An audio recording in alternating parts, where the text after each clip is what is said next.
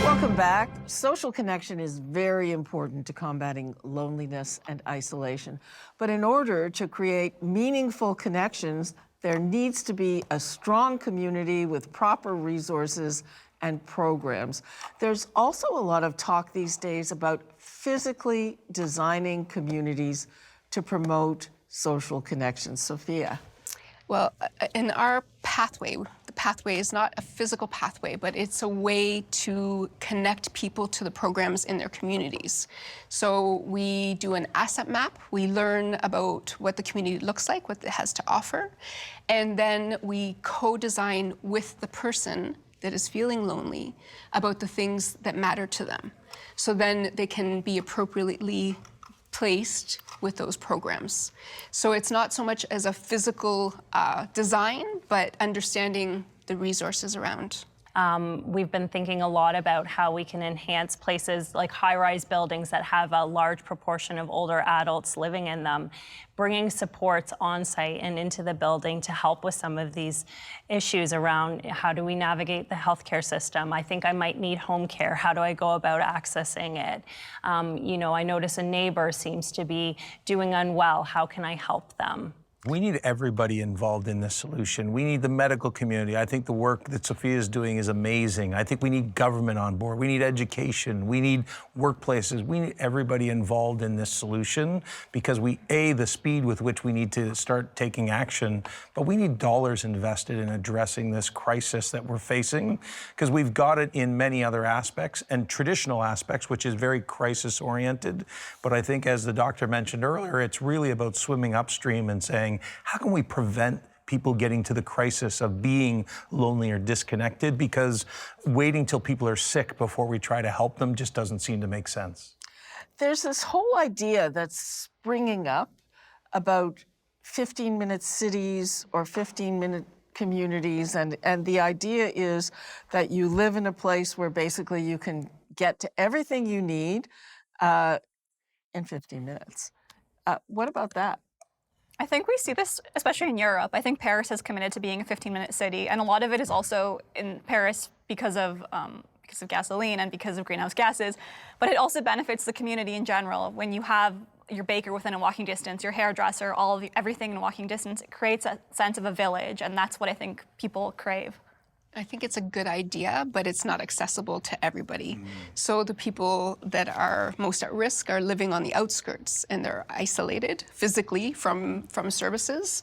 But it would be nice if they did have resources within access. Well, and you were saying earlier in the green room that, you know, you came from a culture in Colombia where people went out for a walk and connected with their community. We unfortunately, whether it's because of the weather that we have some parts of the year, whether it's because of the geography that we take, the reality is we have some barriers. And so creating piazzas where people could come together other than just one square in downtown Toronto and at Mel Lastman Square, we need more places for people to come together. And most importantly, we need to give them the understanding of why getting together might be important for them.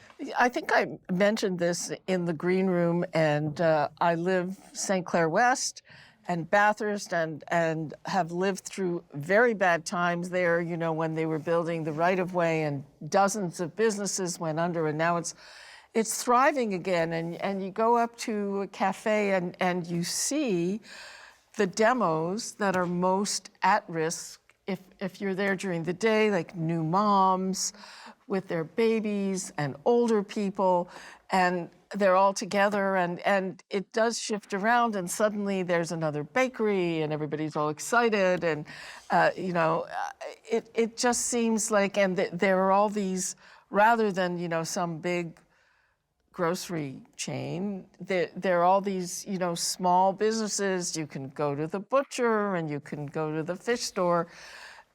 And I just have to think, you know, that's wonderful. I hope we don't wreck it. Yeah, the thing is, though, even with all these, you know, a great city, great resources and so on, the fact is, someone mentioned earlier about the introvert, the person who, even if everything's at their fingertips, if it's painful if it's scary, if it's anxiety producing, where they're terrified to connect with others. I think to Pete's point about trying to help others come to them, helping build a community. So it's not all upon the individual to reach out, but it's just either it feels safe to take that risk, or other people feel motivated to bring people up before, as you said earlier, before it reaches crisis point. I've also found that for me, it's about practice. So I'm an introvert, and when I started 52 Friends, I was so scared. I thought, how am I going to make all these people and reach out to all these people? But I think it's like practicing a sport almost. As you start reaching out to people, you feel more comfortable speaking to them and reaching out to them. That's really interesting too. Practice makes perfect. Yeah. It's a cultural shift as well. Like we talked about Colombia. My neighbors would show up at my door without an invitation, and here people have, a kind of full calendars. You have to book people ahead. Like it's a very different perspective, and just putting the focus, like you said, on the importance of social connection. I just want to explore a little bit of that idea of culturally appropriate. So there's culturally appropriate, and there's, people come here and they want to integrate. But how important is it to kind of stay in your culture or understand? It is really important. It's a very interesting perspective, because with the older adults that we're working with, there's a group of them that we've had 800 referrals, 800 people referred to programs, but not all of them go to those programs. And then we have a Black-focused social prescribing group, and in that program, they all show up. So there's something there that if people are not reflected in those programs, if they don't see themselves in those programs, if the values aren't there. So in the Black-focused social prescribing group, they went to see a play, The Kink in My Hair, and then they went to a Black-owned restaurant. And so those things are not by accident, because in the Afrocentric framework, this economic cooperation, so supporting people in your community economically, that's part of it.